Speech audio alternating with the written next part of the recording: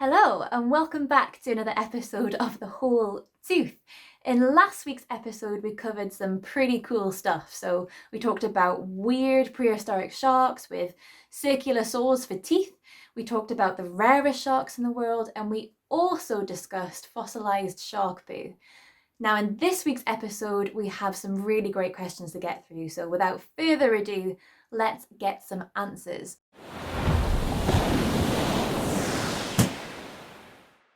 Our first question comes from Pete in South Africa, and I've passed on this question to Leigh because she's been diving since the age of 16 and she has a particular passion for sharks.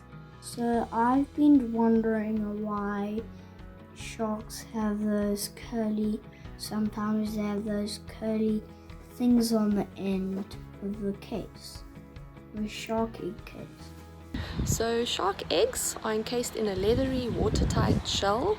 This is to keep the baby in and to keep predators out. When the mother lays the egg, the baby is to fend for itself from then onwards. So the shark eggs have those twirly thingies at the end, which are called tendrils, and this allows them to attach tightly to reefs and rocks, as well as seaweed, so that they are not carried away by the ocean currents.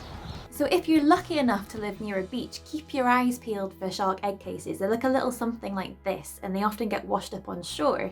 And if you look closely, these are the little curly tendrils that Pete was asking about. Now, moving on to our next question, which is from Caspian in sunny Portugal.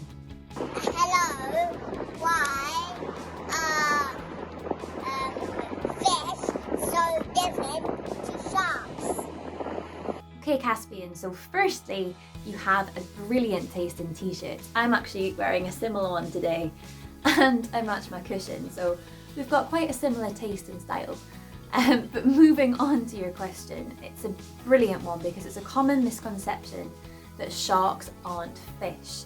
They actually are fish. They have gills to breathe underwater, but you're right in that they are quite different to the types of fish that you might be familiar with, like salmon or mackerel, for example.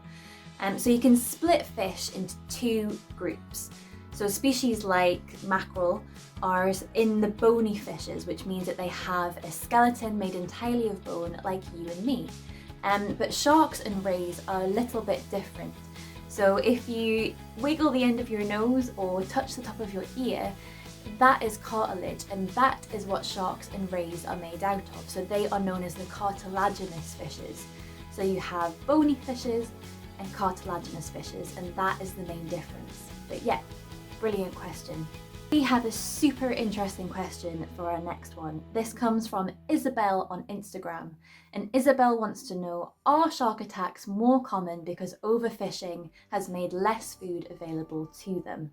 Now we've asked marine ecologist Kai Adams to answer this one, and he should know a thing or two about shark attacks because he is also a lifeguard in Australia.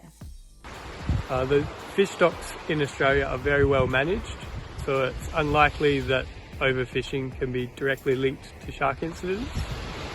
Scientists tend to agree that the increase we're seeing in shark incidents is likely due to human population growth. With more people entering the water, there's an increased chance that people may interact with a shark. So essentially, we can enjoy our oceans, but as long as we respect and give space to the wildlife that lives there as well. Now, for our next question, we're trying something a little bit different. So this time it's me that has the question.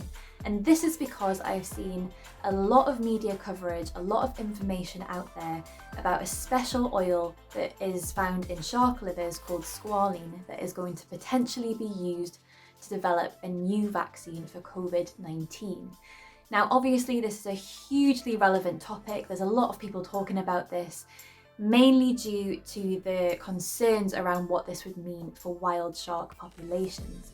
So I thought I'd get an expert opinion, and I've asked Deigo Cardenosa, who is a fantastic scientist and specialises in the shark fin trade, to explain a little bit more about this.